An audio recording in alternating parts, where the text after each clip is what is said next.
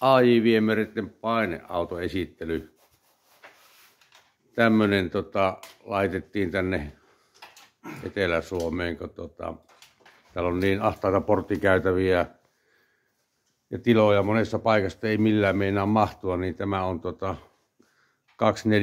korkea ja 1,90 leviä. Ja tähän sitten saatiin tämmönen yksikkö, missä on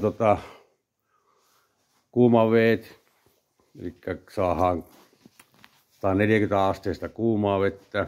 Sitten sitä voidaan 2 paarilla työntää ja sitten saadaan kylmää vettä niin 400 paarilla ulos, että kyllä alkaa niin pölinä käymään. Ja sitten on normaali huuhtelu 120-130 paaria mihin säätää ja vesimäärät on isoja niin putkehuhteluille. Viemäreitä, salaojia, mitä ikinä haluaakaan. Ja sitten täällä on imuletkua on 2 puolosta ja sitten on vähän isompaakin lisäksi, niin 50 metriä löytyy sitä.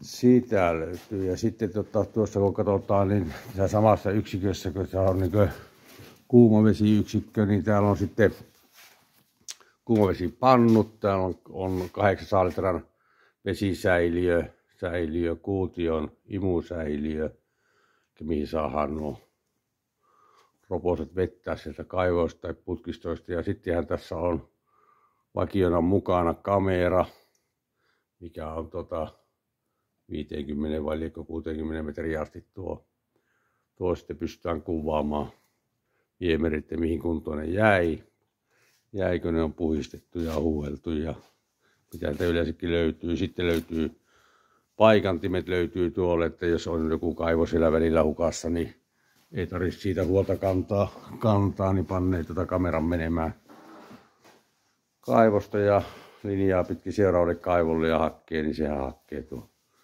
sieltä. Eli tämmöinen yksikkö on täällä Uudenmaan alueella pyörii ja ajeleskelee niin nyt mahutaan vähän pienempäänkin hommaa. Se oli aina isoilla autoilla kun menee, niin se on niin tympiä, että kavulle ja pitkillä letkuilla yrittää mennä siellä ja letkut on haittona pyöräteillä ynnä muita siellä sitten, niin tällä nyt kun menee, niin pääsee viereen eikä tarvitse hirvetä letkunvetoja vettää. Ja monesti tietenkin on näin, että eihän se siltikään pääse niin lähelle, niin on ainakin mittaa mitä vettää sitten.